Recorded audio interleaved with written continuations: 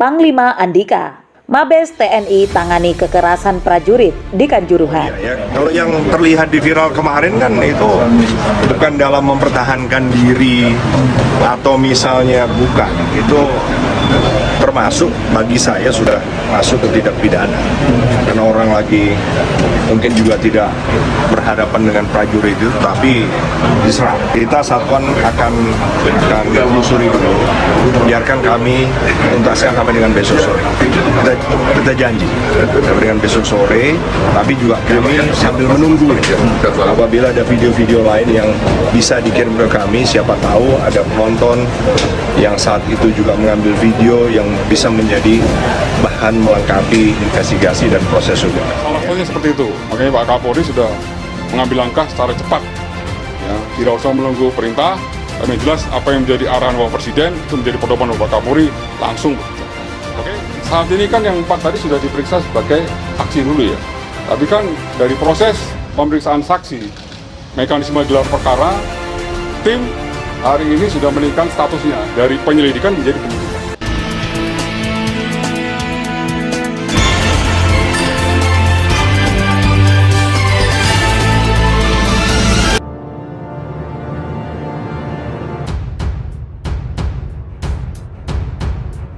Panglima TNI Jenderal Andika Perkasa menjanjikan akan menindak prajurit yang bertindak berlebihan saat membantu pengamanan Liga Arema FC versus Persebaya Surabaya yang berujung tragedi Kanjuruhan.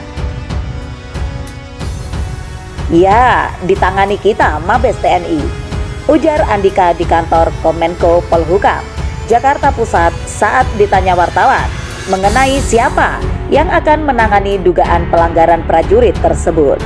Senin 3 Oktober 2022. Andika berada di kantor Kemenko Polhukam itu untuk mengikuti rapat koordinasi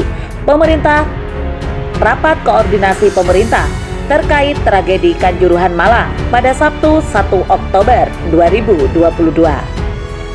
Dalam tragedi itu sejauh ini pemerintah menyatakan total ada 448 korban, di mana 125 diantaranya tewas. Dalam video-video beredar terlihat pada penanganan masa supporter Arema FC atau Aremania di Kanjuruhan itu ada prajurit TNI berbaret hijau yang melakukan aksi berlebihan. Andika memastikan pihaknya pun sudah memperhatikan hal tersebut dan menginvestigasi dugaan aksi berlebihan prajuritnya.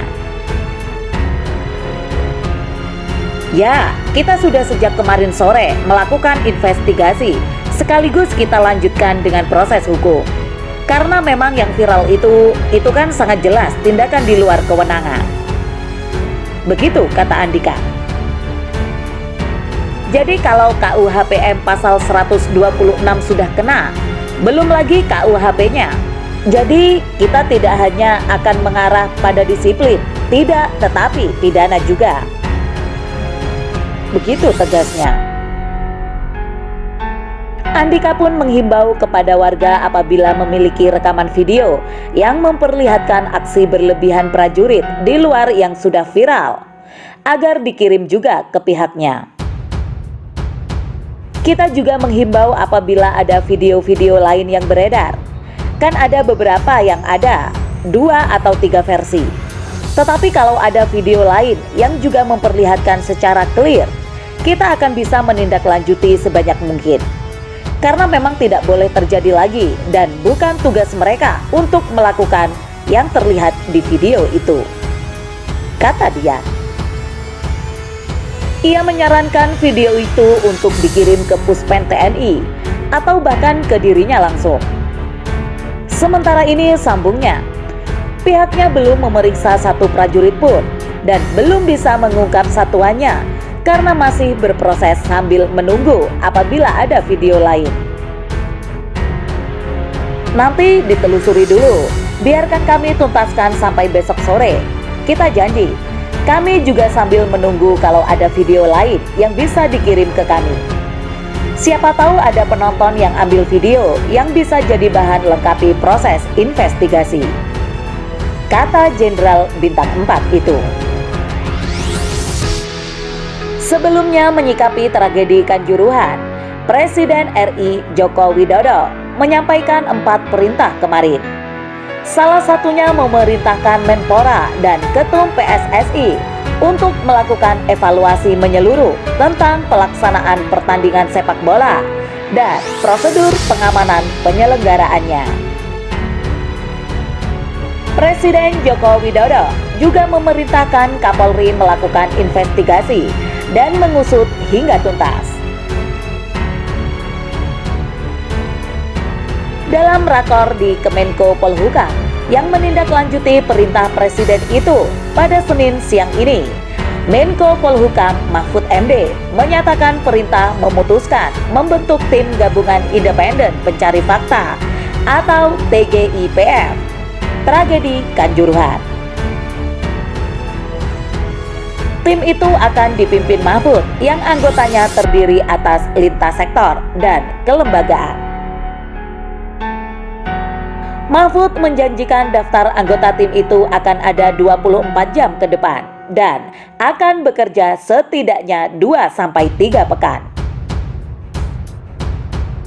Sebagai informasi, tragedi Kanjuruhan itu berawal ketika sejumlah supporter Arema FC atau Aremania turun ke lapangan ketika timnya dikalahkan Persebaya dengan skor 2-3. Aparat kemudian mengamankan dan mengawal para pemain dan ofisial kembali ke ruang